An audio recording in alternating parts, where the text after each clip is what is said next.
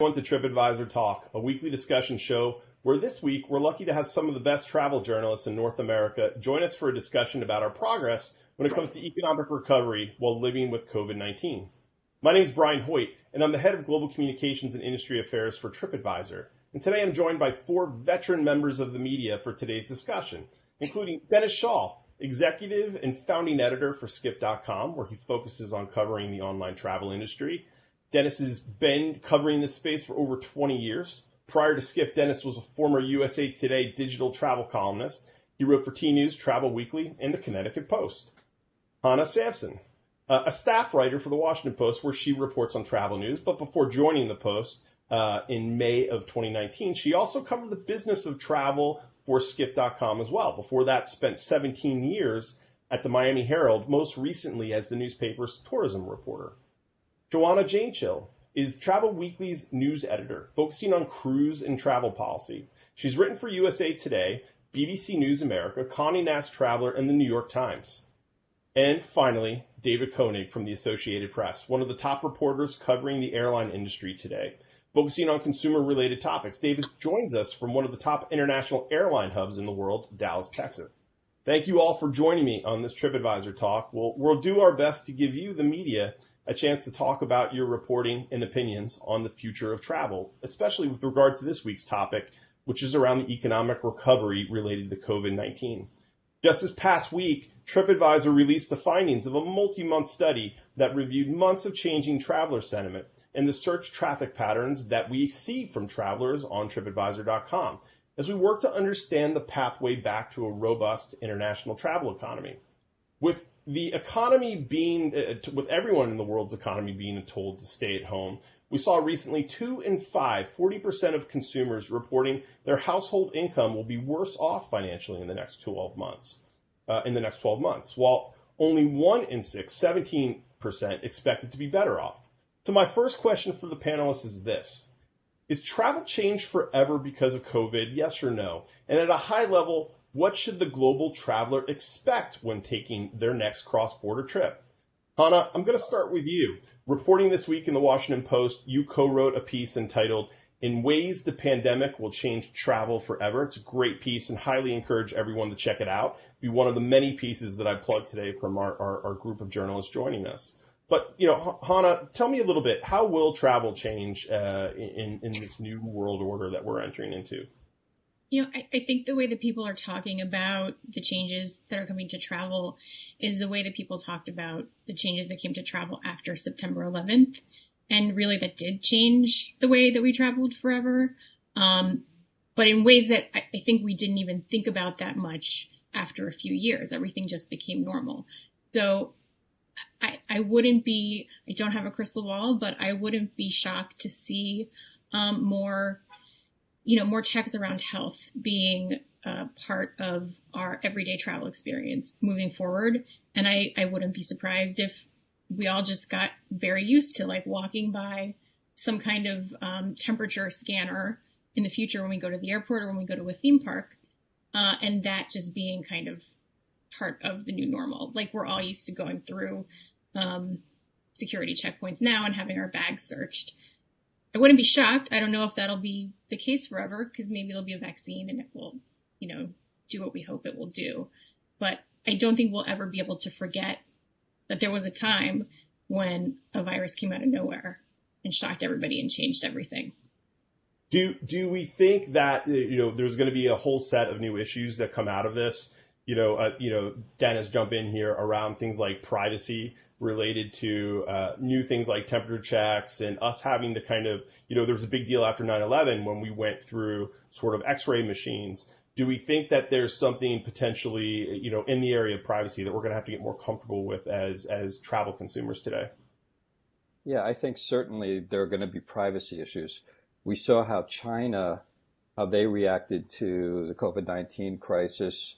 Because they're a dictatorship, they were able to lock down everything, prohibit people from moving.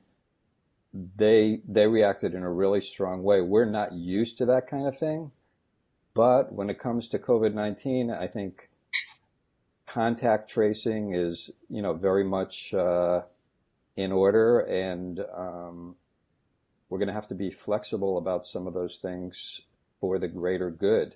I think that's definitely par for the course. And regarding whether things are going to change forever, I just think that forever is a very long time, but certain things will change. Like I think I can remember spending New Year's Eve a couple of years ago in the Public Hotel in New York. And the big thing about that was there were bleachers in the lobby where everybody could hang out together because all the young people wanted to be more social. And there's all kinds of community spaces there because people today don't want to hang out in their hotel rooms. They want to meet people. Well, I think those things are going to change. I don't want to stand in front of an elevator with 500 people in some big hotel chain lobby and wait and have to mix up with all those people. I think there's going to be more contactless tech, more facial recognition technology at the airports. David, I'm sure, could speak about that. But on the other hand, I think 10 years from now, I think it's not going to be as different as we might think about it today. I think people are going to go back to New York City. They're going to go back to Barcelona unless some of those destinations really clamp down and bar tourism. So many of you reported, let's talk about going back to some element of normalcy, that Disney plans to reopen California theme parks. It looks like around July 17th is what I've seen from some of the reporting. Joanna, with Disney being so important to the Orlando DMO, the Anaheim DMO, and obviously it has international locations, is this a sign that the opening of a theme park like Disney that we're starting to see the signs of recovery in the travel industry in a meaningful way? And do you think that travel recovery is sustainable long-term in Asia, North America, and Europe? And if not, why? Yeah, I definitely think travel will recover. I think those are good signs. Those are the signs the rest of the travel industry wants to see. But I think they also, being the first, everyone's going to be watching to see what happens. I mean, there's different parts of travel, and the way they open will be different. So, for example, people can go to a theme park, and the theme park we're going to take your temperature, you have to wear a mask, this, that. A cruise ship, for example, is an entirely different experience where it's multi-day. You're on the ship for a long time. It's a lot easier to find out if there's an outbreak there. But if there's an outbreak in the Orlando area, it's obviously, in general, more difficult to trace these things to some place that people have been, for a few hours, half a day. So these places can open in a different way than, an all-inclusive resort or a cruise ship can, and even an airplane. I mean, of course, David can speak to this more, but people, can get on an airplane. It's hard to know how things are spreading in those kinds of places. But ultimately, sorry, go ahead. Go ahead, finish. So ultimately, yes, these are good signs for the travel industry, and yes, everybody will be watching. But I think different parts of travel have to open in different ways. But of course, it's so important to these economies. And so everybody's going to get behind opening it. And I think that the responsibility, will really also be on the travelers to wear their masks, to wash their hands, to keep the distance. And, things are changing. And I think, in terms of if you look at what happened after 9/11 and how people travel now, it's hard to imagine that we didn't do all of those things. But travel evolved, and now it feels kind of normal. And it's very likely that for a long time we'll wear masks in public places or on airplanes. And in parts of Asia, that's not abnormal. If you go to Shanghai and places like that, you see that everywhere. So these things that seem very strange now may just become normal and not even something that you think about. We'll come back to the issue whether the recovery is sustainable long term. David, you've been prompted twice. I'd like to get you in here to kind of talk about, really airlines were one of the biggest ways that we saw some of these changes after 9/11 in terms of, how we were scanned and the privacies that we gave up in order to be safer. Do you see the airlines continuing to kind of like push further into this area of travel safety? And if so, how are they doing it? Well, I think 9/11 is a useful precedent, and I would agree with everything that's been said so far that we have gotten used to these things that we thought were, wow, this is really different, and this is an imposition on our privacy, and now we've got TSA, and we've got to go through different kinds of machines, and you can debate whether TSA is effective or just for show, but it's still there. I think this will be a little different in that I think you can kind of break it down between maybe short to medium term changes. We will see and keep wearing face masks. Today, the airline industry trade group, Airlines for America, put out a press release saying we're serious. We're really going to enforce the face mask rule because there have been incidents on social media where people were saying, "Hey, I thought face masks were required and people aren't wearing them on my flight." You're going to see that. You're going to see some social distancing for a time. It'll vary by airline. Delta and Southwest kind of are at one end, and JetBlue, and then American and United are a little bit more lax, if that's the right word. And that kind of stuff might go on for, I don't know, a year and a half, 2 years until there's a vaccine. And then we'll probably stop wearing face masks. But some of the stuff like the emphasis on cleaning the airplane between flights, I think passengers are going to demand that. I think that's going to stick around. I think the point Dennis made about things like contactless tech, you're going to see that. The airport experience is going to be a little bit different. But I do think that eventually it will get back to looking pretty much like it did in 2019. We're not going to have social distancing forever because the airlines haven't figured out how to stay in business if they can only sell half or 60% of their seats. So it's going to be a few years, but at some point it will look kind of like what it did before. So the market's starting to open up. I'm gonna end this part of the conversation with a simple yes or no question, and we'll go back in reverse order. David, we'll start with you this time. But is the opening up of the travel economy that we're seeing sustainable, or do you think we're going to backslide? Is it sustainable, yes or no? I would say it is sustainable. It's at a really slow pace, but it's like on the edge of a ledge because all it takes is, we've seen a lot of concern over the last week in the rise and rate in cases of coronavirus in places like where I am in Texas and other states in the Sun Belt. And if you see I get the sense that the airline industry, for instance, is like one horrible headline about a bunch of people getting sick on a flight from being right back where they were at the bottom of this in the middle of April, where traffic was 96%. It's that continuous. Joanna? Yeah. I think it is sustainable. I think I agree. It's, all you need is that second wave and things will, backslide. I think that what you're seeing in places where they haven't done maybe as much, the lockdowns as much, and you're still seeing that rise in cases, it's possible that here in New York and New Jersey, things will open up and continue to open up more quickly because of what we did.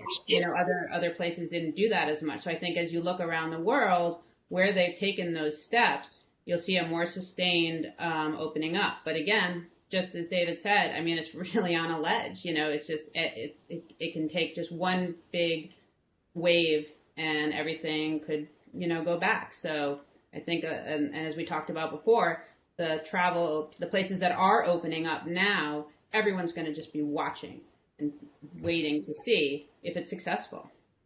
Dennis? Yeah, I think it's not sustainable precisely for what everybody said, because I think it's really going to be fits and starts. It's going to be up and down. We're seeing, an outbreak of cases in China now. Like David said, we're seeing cases in Texas, and Florida is, increasing the number of infections. So it's not going to be, what is it, the V curve everyone is talking about? It's going to be up and down. What happens in the fall if there's a second wave? I think it's going to be a very uneven course. Anna, we started with you. Let's end with you on this. Is this sustainable long term? I think I agree with Dennis mostly because, especially if you look at like the cruise lines, they still haven't said, most of them, when they are actually coming back. And all you need is for one more, Diamond Princess situation or even small outbreak on a cruise ship for that to go all the way back to the beginning. So I think as long as we aren't testing really very carefully and contact tracing and doing all of the things that will make people feel more comfortable, I agree that I think it'll just be fits and starts. Disney's opening in just about a month. Florida cases are going up. Like, are they actually going to open in a month if that keeps happening? Like, it just seems very precarious. And I don't know at some point if there will even be a choice. Like, if cases continue to rise, everybody might just have to shut down again. What's your bet right now? Does Disney open? Yes or no? On July 17th date. I'm assuming yes. Yeah. But they're going to be, they're saying they're going to be very careful about social distancing and masks and temperature checks. And so if they are, and people feel comfortable and do all the things that make it as safe as possible, maybe it won't be a catastrophe. And I have to say, Hannah loves theme parks, so this is an issue near and dear to her heart. I personally will not be going back, but, I will be watching very closely. Well, I think we'll leave it at, like, we're all going to have to get comfortable, right, with our own sense of personal safety as we continue to travel in a world without a vaccine. Moving on, as we talk about continuing to travel, and we talk about this burgeoning recovery that we're starting to see, I want to talk a bit about deals. After 9/11 and certainly after the 2008-2009 recession, we saw a lot of steep discounting happening in the travel industry in particular. And Dennis, I want to start with you here on this. Skift reported last week that Las Vegas is open for business and pushing some rock bottom deals for consumers. Are cheap hotels enough, Dennis, to get consumers back on the Vegas Strip or anywhere for that matter? And how long will consumers benefit from this discount deal ride, in your opinion? Well, I think from the early reporting, despite the deals, Vegas wasn't bustling. So that shows that the deals only go so far. But I have to say, this whole issue of deals isn't really a uniform thing. I was surprised to talk to a travel agent who was looking to book some luxury hotels in the Northeast area. And I guess because Vermont still has a quarantine and so does Maine, there wasn't a lot of discounting. The hotel rates were pretty high. And one of the reasons is because they're, sticking to 30 or 40% occupancy as a maximum. So it's really not a neat narrative across the board. Dennis, what about, just to follow up to that, you've been covering the online travel industry for a long time, we'll say. And you remember after 9/11 and after the recession, how important OTAs became to the travel industry to kind of get it going again. And consumers went to the OTAs that existed, Expedia and Orbitz and Cheap Tickets and all these brands that had existed because they were looking for deals. In a world where we've seen hotels go to much more kind of book direct, and David, you can comment on this too. Airlines saying book direct.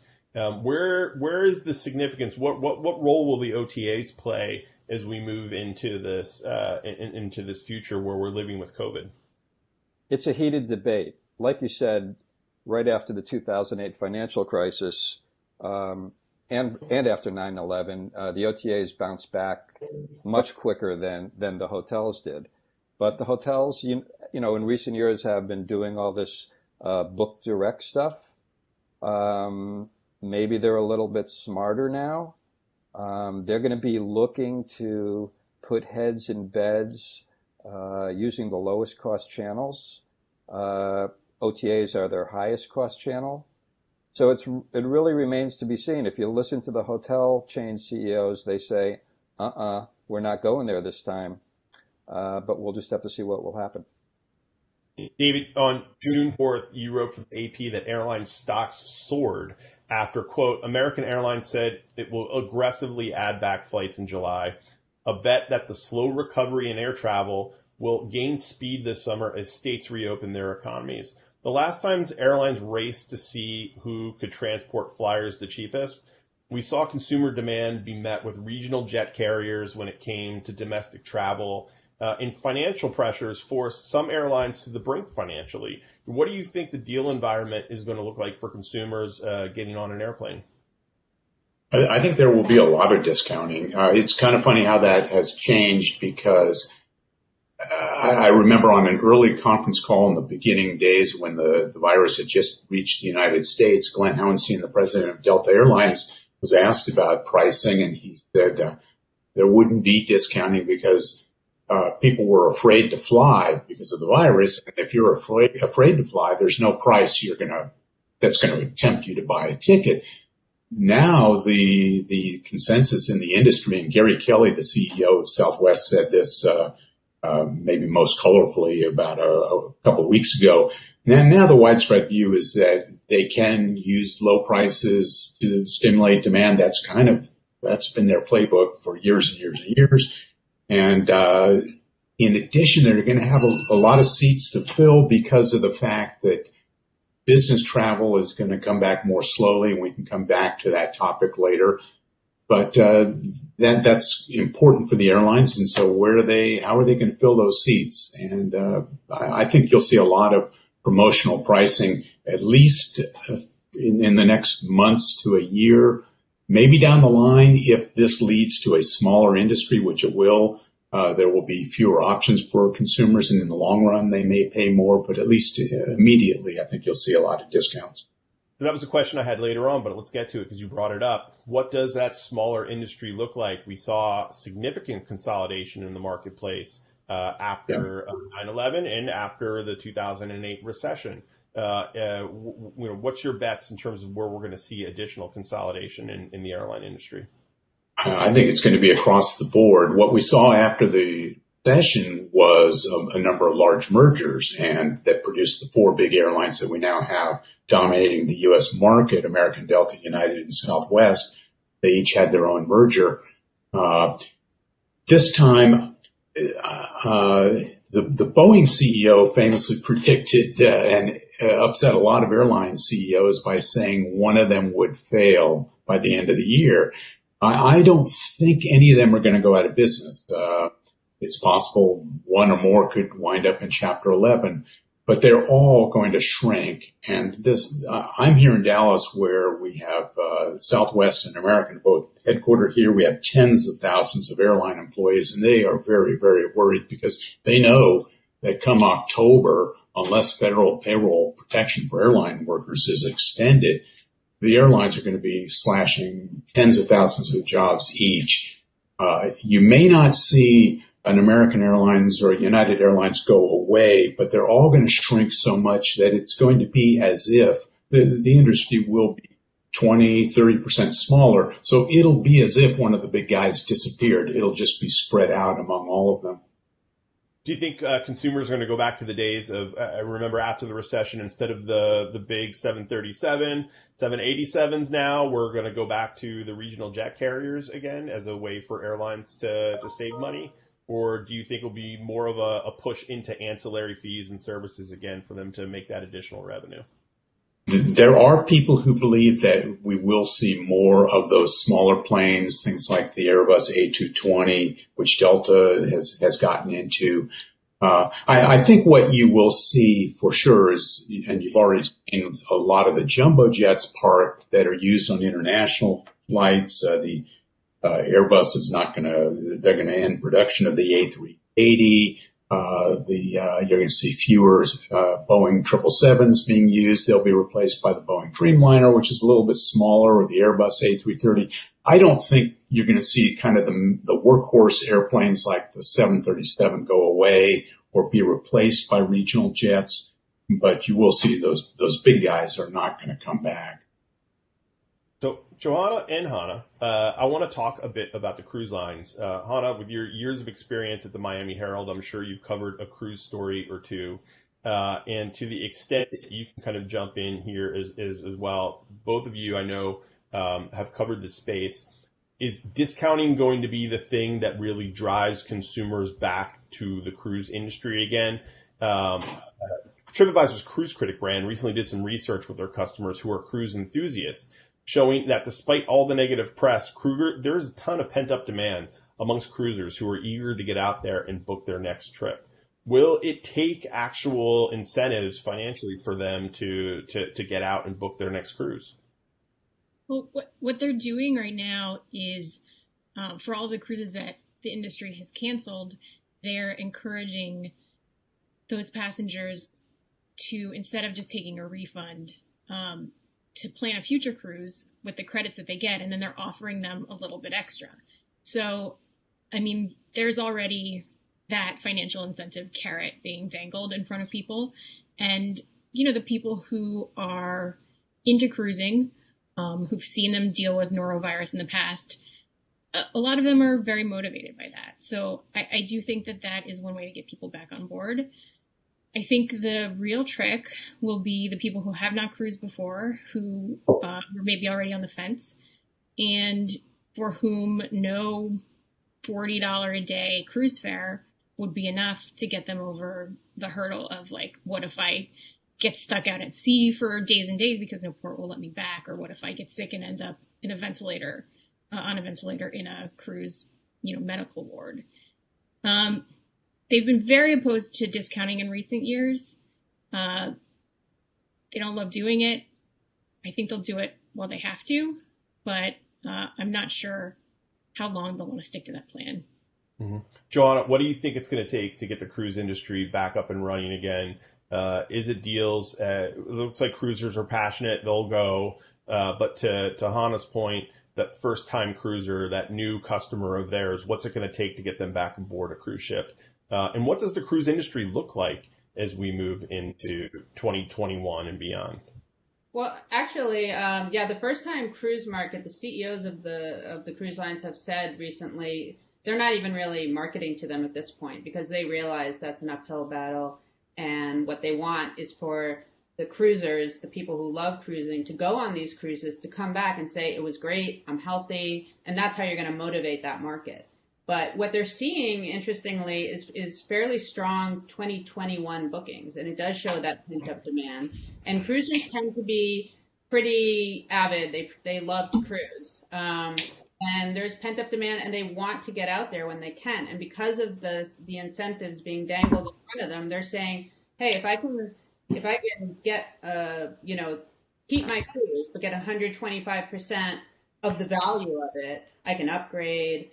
It's in some ways, as some of these travel advisors have been saying to me, it's a great investment. Where else do you get 25% on top of what you paid for it when you actually take the cruise? So people are using their FCCs, are also booking, but what's also happening is there's going to be less capacity, just like on the airplanes. So when there's less capacity, they don't need as much demand. So far, from what they've been saying, the cruise lines are not dropping the prices as significantly as you might think yet.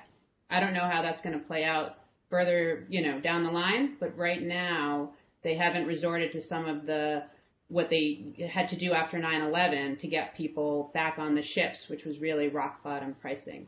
But I think this is still to play out because, of course, the cruise lines, as opposed to some hotels and, Disney with their opening date, they don't have the same kind of solid restart dates yet.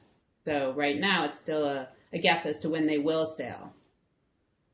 Let's talk about the other side of deals. We talked a little bit with David about some of the consolidation that he thinks might happen in the airline space. Dennis, you recently wrote for Skift an article about how some of these consolidation deals might actually be at risk because of COVID-19. What's happening in the online travel space where you see within the travel tech space maybe some consolidation being potentially at risk? Yeah, we actually found 7 deals that fell through or are under litigation because one party wanted to back out. So, for example, there was a a $900 million deal where Carlyle Group and the Singapore, what's it called, the state venture fund there, wanted to invest $900 million in American Express Global Business Travel, and they backed out. There was a South Korea asset manager that wanted to buy 15 hotels from Anbang, the Chinese insurance company, the one that flirted with buying Marriott and has run into a lot of troubles. That was for $5.8 billion. That fell through. On the other hand, I think there's going to be a frenzy of deals because in online travel, hey, maybe Tripadvisor will be going shopping to pick up some companies. Because, valuations are... comment at all on that for the record. I'd like to point that out. Valuations are really low. There's going to be some bargains. You saw private equity firm Silver Lake invest in both Airbnb and Expedia. So there are going to be a lot of deals out there. Awesome. Let's talk about, change it up a little bit. Prior to the COVID-19 crisis, I felt like last year, every conference that I went to, the talk of the town was around sustainability. Over tourism was a topic that seemed to be every byline I read in a trade, folks said that they were going to tackle. And over tourism being where we saw the tourism industry sending large groups of tourists to these towns, overwhelming their capabilities to really support this type of influx of consumer from an infrastructure standpoint. Do we think that something like over tourism is a future topic that will continue to be an area that we have to tackle as a tourism industry, or are we really just getting back to getting the tourism engine started again? And so we'll let things like sustainability and maybe carbon offsetting go by the wayside here a bit. I was wondering, Hannah, if you can kind of talk about this. I know we've worked together on sustainability stories in the past, whether it was animal welfare or in general, just kind of over tourism. I was wondering if you had a point of view here. I think when you look at people trying to restart, everybody's trying to do it in ways to avoid crowding. So you've got the Louvre that's putting out like timed entrances and they're going to limit capacity. Destinations that have complained about over tourism are looking at ways to come back slower and in a less kind of overwhelming way. So I think at least in the near term, because over tourism will be such a health threat, there's a lot of motivation to try to make sure that that does not become an issue, at least while the virus is still a big issue. But looking down the road in a couple of years, I think people are still going to flood into all the popular places and locals will feel crowded out again. And I think we'll kind of be back having the same conversations that we were having in the summer of 2019. And we'll think oh, it's so weird for us to be talking about big crowds when nobody was flying 2 years ago. But at least, sorry, good. No, go ahead. Finish your thought. I was going to say, but at least everyone will have had experience in how to limit crowds, how to distance people, how to make it possible for there not to be such overwhelming throngs of people all at once, and maybe they'll put that into practice for reasons unrelated to the virus. And also, who knows how long it'll take for economies to recover and travelers to feel like they can jet around the world in the same way that they did in 2019. David, when we talked about sustainability, it seemed like airlines led the way on this so many years ago when we talked about carbon offsetting. Wondering if you have a point of view on whether that will ever be in vogue. When will that be back in vogue again? I think those were positive conversations to be had, certainly. But again, when an airline is a plane is half full, it's probably pretty tough to focus on issues of sustainability and the environment versus just making sure you can stay in business. Yeah, exactly. It's a topic that'll probably come back around 2023. It's right now, eventually, just where Hannah was going, the folks in Amsterdam and Venice and Barcelona, they're going to be just as tired of American tourists as they were 2019. But for now, they wish they were there. And sustainability, it's gone out the window right now. You even see these private jet companies trying to make a push, which doesn't seem very sustainable to me, to have jets flying around with one or two people on them. But it'll come back, and maybe there'll be a way to build a smarter, more efficient network. You'll probably see another push for an improved navigation system. You might see fewer short-haul flights in Europe. I think that's something that will happen eventually, probably. Maybe more development of high-speed rail. But it's all 2-3 years away, I think. Yeah. Who here thinks we'll have high-speed rail in the United States anytime soon to lessen the case of short-haul flights in the U.S.?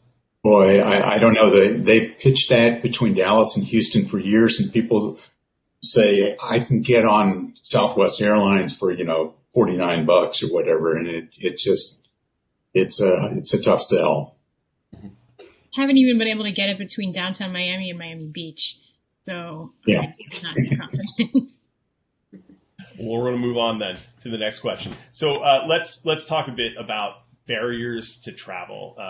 I think we touched upon this earlier, but it sounds like everyone's concerned about their health, and they need to get over that consumer confidence barrier to understanding that when they travel, that they will be safe.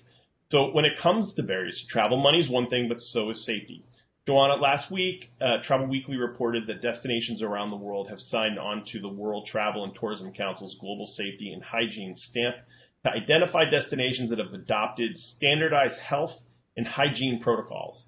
What's the Safe Travel program all about? And will this seal of approval be something that really consumers look to and say, that's the thing that gets me traveling again? There's WTTC came out with these protocols, and they put for airlines, for tour operators. They haven't yet for some, for cruise yet, and for destinations. And some of the, these are the same things you're seeing basically in all parts of the industry. They also came out for retail, but basically, the things we've been talking about: taking temperatures, social distancing, much more contactless transactions. And so, yes, I think that if these protocols are considered to be effective and destinations sign on to them, it's one more way of reassuring people, because people are concerned. I mean, it's one thing to travel, from New York City to go upstate. It's another thing to get on an airplane. It's another thing to go to a foreign country. So I think that it will be important that there is a unified approach to this. And that's really hard to do. I mean, you're seeing Hilton come out with one thing, Marriott another. The cruise lines say they're all working with the CDC, but Norwegian Cruise Line came out with something. Other lines will probably slowly trickle out. Ultimately, I think a lot of these things will be very similar. But if there is a certain standard that destinations say, yes, we adhere to this standard, I can't think that wouldn't give consumers more of that confidence that they need. So let me read you some data points from Tripadvisor's recent COVID recovery study. Thinking about traveling after COVID-19, 92% of travelers said that cleanliness is the most important factor in determining what accommodation they will choose post-COVID-19. 84% said cleanliness or sanitation certificates are important when booking a travel experience. 79% it's important to publicly display compliance to some type of government safety standards.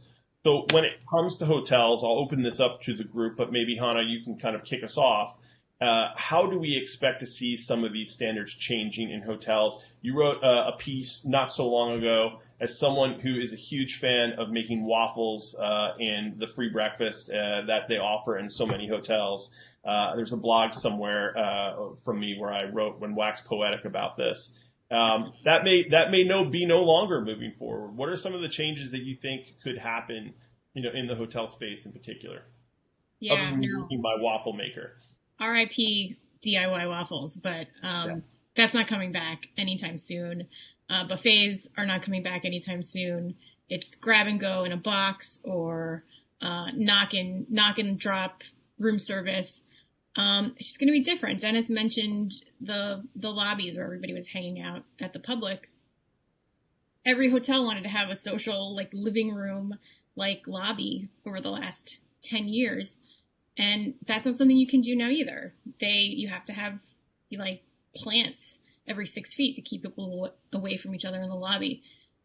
So everybody who I've talked to about this in terms of hotels has said the real struggle is balancing cleanliness, social distancing, trying to be as contactless as possible, but still having some way to show hospitality.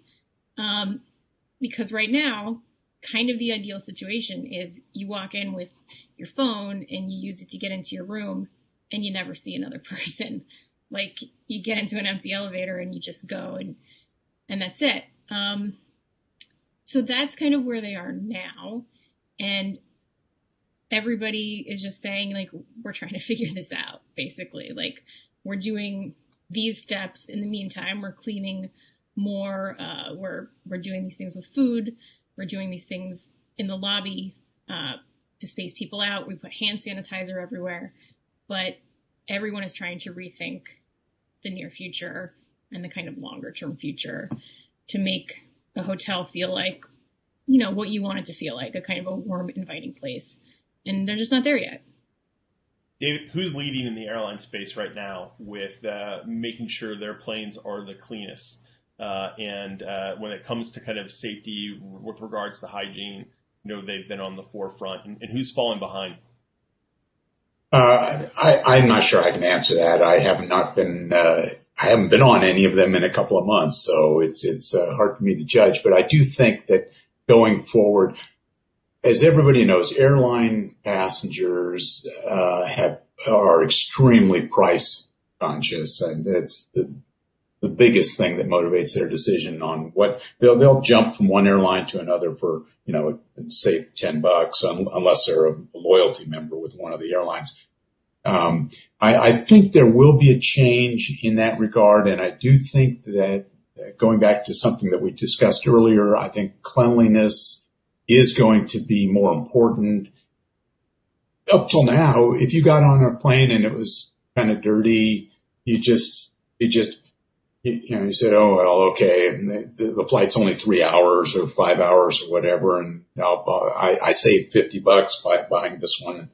But I think in the future, customers are going to be a lot more. They're going to remember, the last time I flew on X airline, it was really dirty. I'm not taking them, because you now see a safety element to it, whereas before it was just kind of like an uncomfortable feeling. And so they will, I think they're going to still compete on price, but cleanliness will be a big part of the deal too. Joanna, in the cruise industry, wondering if you can go here, they have faced a lot of PR crises in recent months around COVID. But prior to COVID, there was neurovirus and other issues that they've come up against. When it comes to kind of letting consumers know that it is safe to cruise again, what do they need to do to get that message out? And what are some cruise companies doing to kind of lead in this space in your view? Yeah, well, I think as Hannah mentioned before, one of the reasons that they're expecting the avid cruiser market to be the first to go back is they've seen what they've done with norovirus. And anyone who's cruised a lot knows they are constantly cleaning the ships. Hand sanitizers are a new thing in airports and hotels. Those have been on ships for years. So I think that a lot of people who cruise think cruise is already one of the cleanest ways to travel. But, it's been one black eye after another for the industry with COVID. And the idea of, being on a ship when there's an outbreak and being stuck on that ship, which happened, is just going to that's what's putting the fear in people even more, I think, than getting the virus is being stuck on the ship. So they have more of a uphill battle with consumers than, hotels or airlines even, to get people to come back. And they are slowly coming out of the gate with it. They're in, Hilton's already partnered with Lysol. We haven't seen that yet from cruise lines. They say they're waiting because the CDC, they want to come out together. Although, again, Norwegian Cruise Line did come out with their protocols already, but said there'll be more. I mean, the thing about cruising that's different than, you'll get business travelers at a hotel or people who go to a hotel because they really just want to see the city. But people go on a cruise and it's a social experience and you do so much on the ship. So there's a lot more that they need to do to tell those people, to let them know that those activities and the spaces will be safe. And the ships are going to have to be really at low capacity, I think, for a while. They're going to have to be even more, put out even more protocols when it comes to cleaning. Forget about buffets, and that kind of thing, which is a big change for cruise ships, of course. I don't think you'll see these crowded pool decks. There's going to be a lot more spacing. And people will have to see that and know that it's happening. But ultimately, it will take people saying, I trust these cruise lines. I trust that they will keep us safe. And it's going to take a lot of education, and it's going to mean putting out some, having partnerships just like you're seeing in other forms of travel, but they have their work cut out for them. Brian, call me wacky. Brian, call me wacky, but is anybody concerned about walking into a hotel room or getting on a cruise ship and it just stinks of Lysol and bleach? I mean, that stuff's not healthy for you either. I hate that stuff. So I don't know. Maybe vacation rentals might be a little better. Maybe vacation rentals. Dennis, let's talk about online travel companies. What should they be doing to inspire confidence in consumers to get out there traveling? Again, if cleanliness and hygiene is so important, is it a seal of approval that's going to get them back on the road, back into a hotel, back into a cruise ship? Is it a government standard? What do the online travel companies have to do to kind of win back the hearts and minds of travelers again? They have to offer clean bookings. No, just kidding. I think these seals of approval.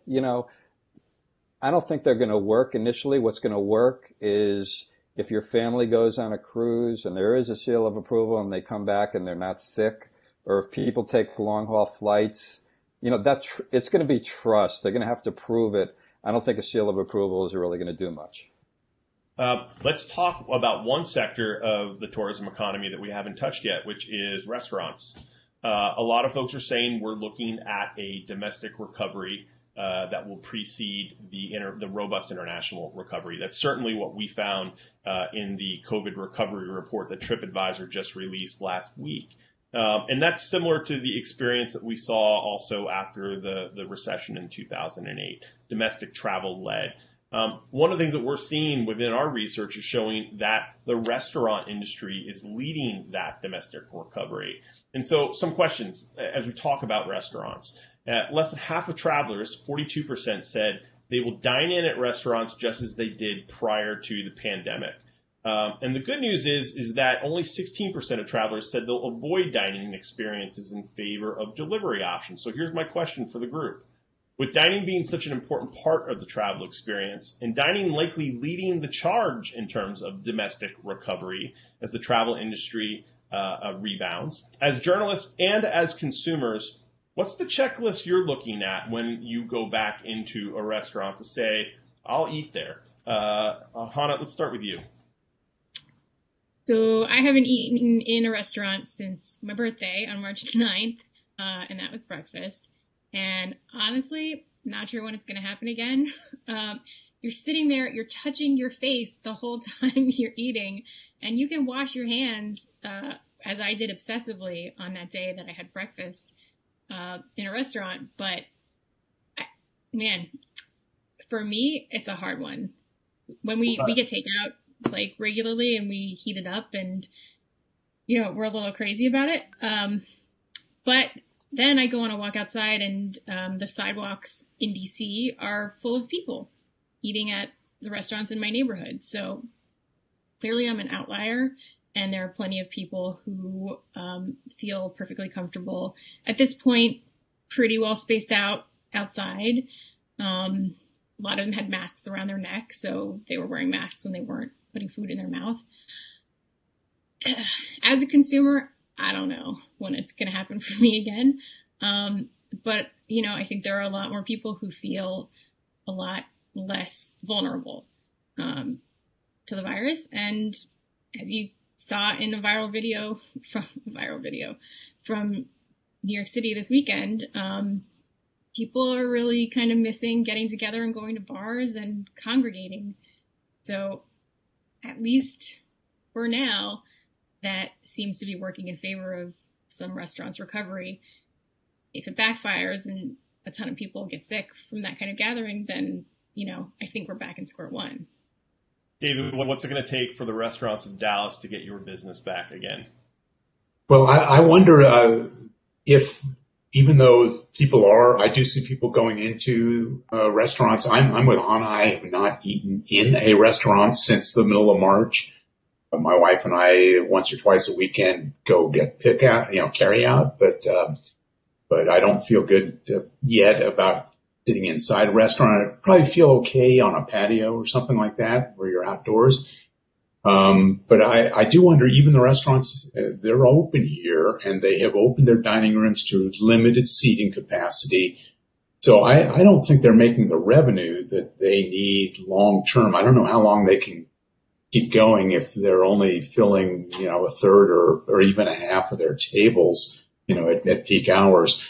But I definitely see people using them. And I guess as long as there is not a huge spike in instances of, COVID that can be traced to the restaurants, maybe that'll keep going. It's an important thing for the airlines because one reason people travel, they don't want to travel to someplace if there's going to be nothing to do when they get there. So a couple of the executives have not jokingly have said, we need Disney World and Disneyland to be open because, we want people to be able to go to restaurants, go to museums, go to theme parks when they go somewhere, because otherwise why get on a plane? So the fate of the restaurants is tied in a way to the fate of the airlines. I want to switch it up a bit to talk about government policy. Sticking with the restaurants, the Paycheck Protection Program was so important for so many restaurants who were small businesses to stay open. And Dennis, I'm going to kick this question over to you. Are we doing enough in the United States from a policy standpoint to support the tourism industry? And when you think about this globally, what markets do you think are really rising to the occasion from a government policy standpoint to support tourism?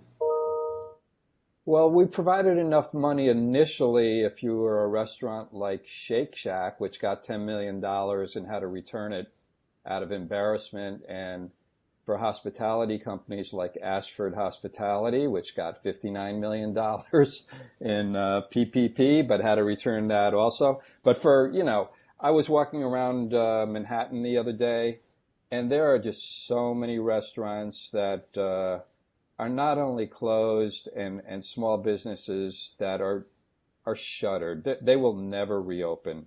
So for a lot of places, the government aid was too little, too late. It was poorly administered. And that's, I can't really say about places that have stepped up. I know that Amsterdam has done a lot of aid for businesses. I know in the UK, they're complaining like we are here that, startups didn't get sufficient funds. So, as Johanna can tell you, there's going to be a ton of travel agencies going out of business, and restaurants too. Johanna, Dennis kicked it over to you. Any kind of opinion on sort of what markets seem to be, from a public policy standpoint, supporting the tourism industry better than others? Well, I think the big problem with PPE is how it was designed, and that hotels, restaurants, travel agencies didn't have customers. So the idea that you had to pay, use 75% of it to pay employees when really they needed to use the money to keep the lights on was the big problem, because there was no revenue. So people are in these zero revenue situations and given money that really isn't helpful to them, because what they need money for is to pay their rent, to pay mortgage, to pay the bills. So I agree with Dennis that a lot of these businesses are not going to come back. I think with travel agencies, you'll see a lot of consolidation. After 9/11, after 2008, we saw sort of survival of the fittest, and unfortunately, that's probably going to happen again. Some of them have gotten PPP and have been able to say that's been really helpful, and a lot of them unfortunately are working, and all they're doing is processing cancellations, right? So it's not that they're making new commission and getting new business on the book. So it's a difficult time. David, you wrote about LATAM back several weeks ago, petitioning the U.S. government for support as a part of some of the recovery packages that it was building. Certainly after the 2008 recession, we saw a lot of activity where governments came in to support airlines across the globe. Are we seeing enough support for the airline industry this time around? Well, we're seeing it most in the United States, some in Europe where governments have stepped in to help Lufthansa, although their case may hinge on what happens in the system, but and Air France KLM as well. But in Latin America, there's been no help for the airlines, and so you've seen LATAM and Avianca, the two biggest carriers in Latin America, have both filed for bankruptcy protection. They both did it in the United States, by the way, which is some kind of an interesting side note. But that's an example of the United States and Europe have stepped up more than other parts of the world. Well, China is certainly helping their airlines, and presumably that'll continue. But Latin America and Australia have been lagging in terms of supporting their airlines, and so you've seen some of them go into bankruptcy protection or administration, as it's called in a lot of countries. So they're saying this is the return of the staycation. I'm going to do a round robin with all of you as we kind of begin to close out our questions for the day. If it is true that staycation is here, how long is it here, and how long will it take for us to get back to international travel? And David, you're shaking your head, so you're up first. God, I hope not. I just finished a staycation, actually, and believe me, I would rather have been somewhere else, but it is what it is. I think we've had some discussion here already about the pent-up demand for other kinds of travel.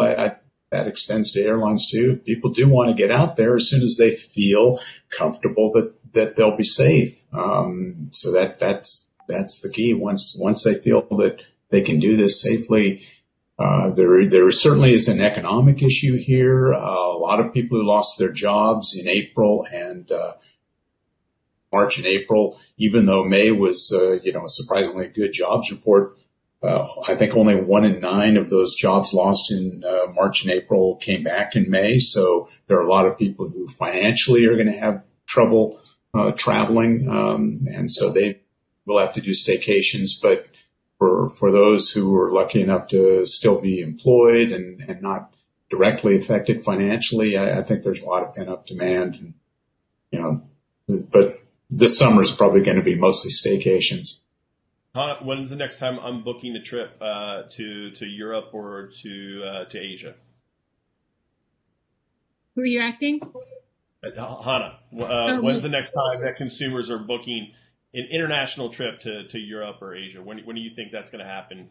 I mean, with as much of a thicket as it is to untangle right now around restrictions for coming into different countries, I don't see people being like, oh, let me do like hours of research so I can figure out what country I can go to and not have to quarantine or not have to take a test at the airport. It's complicated right now, and I don't see that coming back right away. It may not be exclusively the summer and fall of the staycation, but I think it's the season of the road trip. Everybody I know who's planning a vacation is, going a few states away, hopefully visiting family. There's a lot of pent-up demand for that kind of thing. And if they have a car and they have a way to do it, then I think that's the solution. But flying across an ocean or, 12 plus hours to go somewhere, I think that's a longer way off. Joanna? Yeah, I'm surprised sometimes when I hear a friend of mine told me yesterday she was bummed out that her Iceland trip at the end of June was canceled by the airline. And I was just so surprised she would have been willing to go. But I think that the definition of staycation will change a bit, as and I think the cruise lines, for one, are hoping maybe a staycation will include driving to a cruise port, getting on that ship, and maybe just going to the cruise ship's private island, so not going to an international destination, they're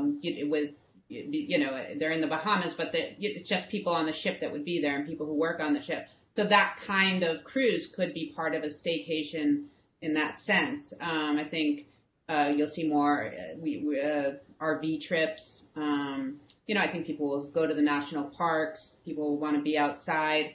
So sure, I mean, I think that we'll see a lot of that this summer. The fact that things are starting to open during the summer is, perfect time to do that kind of thing. And I'm excited to get out and do something myself. I would get on an airplane. I know not a lot of people would. I would also go to a restaurant. So, everyone has different, their thresholds are so different. So, I think baby steps, Dennis, you're the oracle of the travel industry. I'm going to hold you to a date. When is international travel back? Is it later this year, 2021, 2022? Give me your prediction. January 23rd, 2022. No, I mean, nobody knows. But, one thing we haven't talked about is travel corridors, travel bubbles, as they're called, like, Austria sure, we just and heard the news Germany. this morning in Spain, working out deals with German tour operators to have Right. thousands of travelers come to their beaches. Sure. Yeah, New Zealand, Australia. So maybe travel, non-domestic travel will begin that way. But I don't think staycations are here to stay. I mean, people want to get out there. People want to travel. I'd be willing to get on a plane later this year, if things stay calm, infection-wise. So let's see. All right, well, so let's close out today with something a little fun. I'm calling it the lightning round, where I ask you as a journalist and as a consumer your choice, and it's one or the other. So, Hannah, let's start with you. Hotel room or camping? Not a great camper, so let's go with hotel. All right. Johanna, national park or beach resort? National park. Dennis, city vacations or holiday in the wide open spaces? It would have to be holiday in the wide open spaces for now. City vacations later. David, we're going to close it out with you. Fly or drive? I'd be okay with flying right now, except for a real long trip. And either one of them beats going to the gym. Well, I want to thank our guest today so much for tuning in to another episode of Tripadvisor Talk. Many thanks again to all of many of today's panelists who came on board, all of them, I should say. And safe stay to everyone. And remember, even at times like this, there's good out there. So remember to smile. Travel will come back again. It always has. We believe it will again, too. So thanks so much for your insights. And thanks so much for participating in today's Tripadvisor Talk. Thanks. Thank you. Thank you, Ryan. Thank you.